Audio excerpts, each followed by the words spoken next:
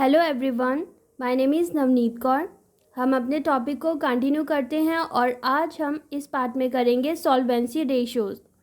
Solvency ratios बताती है company की ability to meet the long term liabilities which is more than 1 year. अब इसके अंदर आते हैं 4 फॉर्मूलाज, 4 रेशियोज़ आती हैं। First is the debt equity ratio.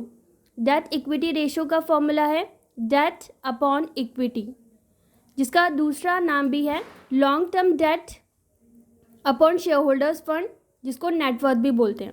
जब भी डेट की बात आती है तो हमें लॉन्ग टर्म डेट लेना है, और इक्विटी को ही बोला जाता है शेयर होल्डर्स फंड और नेटवर्थ। आपको जो फॉर्मूलाज लर्न करने हैं रेशोज़ में, वो रेशो के फॉर्मूला लर्न करने हैं। ये फॉर्मूलाज आपको लर्न करने की ज़रूरत बिल्कुल भी नहीं है अगर आपको बैलेंस शीट का बेसिक स्ट्रक्चर पता है। ये मैंने रफ बैलेंस शीट बनाई है। हम बैलेंस शीट में क्या दिखाते हैं, लायबिलिटी साइड में हमने दिखाया इक्विटी एंड लायबिलिटी, जिसमें शेयर कैपिटल आ जाएगा, जिसमें इक्विटी शेयर्स, प्रेफरेंस शेयर्स, वो सब चीज़ें इसके अंदर आ जाएंगी, जिसको कंपनी का नेटवर्थ और प्रोप्राइटर्स फंड भी बोलते हैं। इसके अलावा करंट लायबिलिटीज़, जिसको शॉर्ट टर्म लायबिलिटीज़ बोलते हैं, और नॉन करंट लायबिलिटी, जिसको लॉन्ग टर्म लायबिलिटीज़ भी कहा जाता है।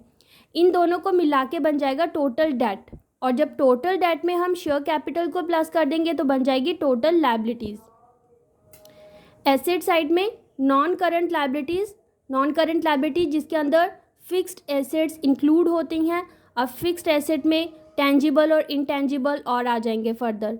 और करंट एसेट वही एसेट जिनको कैश और कैश इक्विवेलेंट में विद इन 1 ईयर कन्वर्ट किया जा सकता है, उसे बोलते हैं करंट एसेट।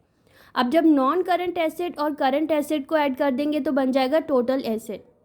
अब आप किसी भी टाइप का फॉर्मूला कैलकुलेट कर सकते हो।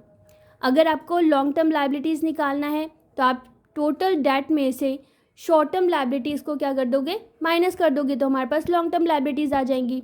या फिर अगर हमें लॉन्ग टर्म लायबिलिटीज़ ही निकालना है तो टोटल लायबिलिटीज़ में से हम इसको माइनस करेंगे और करंट लायबिलिटीज़ को माइनस करेंगे तो भी हमारे पास लॉन्ग टर्म लायबिलिटीज़ आ जाएंगी। और अगर क्वेश्चन में एसेट्स गिवन होगा टोटल, तो टोटल एसेट्स में से हम शेयर कैपिटल को और करंट लायबिलिटीज़ को माइनस करेंगे तब भी हमारे पास लॉन्ग टर्म लायबिलिटीज़ आ जाएंगी। तो वो किसी भी टाइप से हम कैलकुलेट कर सकते हैं। इसके अलावा जो आपको फॉर्मूला लर्न होना चाहिए वो है वर्किंग कैपिटल का फॉर्मूला है current asset minus current liabilities. अगर आपको ये फॉर्मूला लर्न है तो इसके बेसिस पर भी आप बहुत सारे फॉर्मूलेस खुद बना सकते हो। अब देखो, करंट लायबिलिटीज़ निकालना है तो करंट लायबिलिटीज़ कैसे निकलेगी, अगर हम टोटल डेट में से ये नॉन करंट लायबिलिटीज़, जिसका दूसरा नाम है लॉन्ग टर्म लायबिलिटीज़, इसको माइनस कर देंगे तो हमारे पास करंट लायबिलिटीज़ आ जाएगा। ऐसे अगर हमें करंट एसेट निकालना है तो टोटल एसेट में से हम नॉन करंट एसेट को माइनस करेंगे तो टोटल एसेट आ जाएगा। ठीक है। इसके अलावा एक ये एक्स्ट्रा इन्फॉर्मेशन है जो हमने पिछली वीडियो में करा था, करंट रेशो और क्विक रेशो, है ना। इसमें डिफरेंस ही क्या होता है, इन्वेंट्री का। क्योंकि जब हम क्विक रेशो निकालते हैं तो लिक्विड एसेट निकालने के लिए हम करंट एसेट में से इन्वेंट्री और प्रीपेड एक्सपेंसेस को माइनस करते हैं। तो इस तरीके से भी अगर रेशोज ही गिवन होगी तो भी हम इन्वेंट्री कैलकुलेट कर सकते हैं। ये 1 मार्क क्वेश्चन में आएगा आपके पास। अब डेट इक्विटी रेशो हम कर रहे थे। अब ये फॉर्मूला इसका बेसिक फॉर्मूला है। अब आप किसी भी टाइप से निकाल सकते हो। अगर आपको शेयर होल्डर्स फंड निकालना है तो आप non current asset plus current asset, जिसको बोलते हैं टोटल एसेट, अगर हम टोटल एसेट में से नॉन करंट लायबिलिटीज़ और करंट लायबिलिटीज़, जिनको मिला के बोला जाता है टोटल डेट, माइनस करेंगे तो हमारे पास शेयर होल्डर्स फंड आ जाएगा। लॉन्ग टर्म डेट निकालना है तो टोटल डेट में से अगर हम करंट लायबिलिटीज़ यानी कि शॉर्ट टर्म डेट को माइनस करेंगे तो हमारे पास आ जाएगी लॉन्ग टर्म डेट। इसकी आइडियल रेशो है 2:1, जो कि करंट रेशो की भी सेम आइडियल रेशो थी। अब अगर कंपनी की 2:1 है या फिर इससे कम है रेशो तो कंपनी की फाइनेंशियल पोजीशन को बेटर माना जाएगा। लेकिन अगर इस रेशो से ज़्यादा आ रही है आपकी रेशो तो कंपनी की जो फाइनेंशियल पोजीशन है रिस्की है, यानी कि कंपनी के पास इतने डेट हैं कि कंपनी को ज़्यादा इंटरेस्ट पे करना पड़ रहा है, और जो इंटरेस्ट है वो कंपनी को पे करना ही पड़ेगा, चाहे कंपनी को प्रॉफिट हो रहा हो चाहे नहीं हो रहा हो। सेकंड आती है total assets to debt ratio. जैसे लिखा है वैसे ही हमें फॉर्मूला में लिख देना है, टोटल एसेट टू डेट, और जब भी डेट की बात आएगी तो वो हमें लॉन्ग टर्म डेट लेना है। अब इसके अलावा क्वेश्चन में कई बार कैपिटल एम्प्लॉयड गिवन होता है। अब कैपिटल एम्प्लॉयड होता क्या है ये आपको पता होना चाहिए। कैपिटल एम्प्लॉयड में शेयर होल्डर्स फंड और टोटल डेट यानी कि बैलेंस शीट की टोटल लायबिलिटीज़ को ही कहा जाएगा कैपिटल एम्प्लॉयड।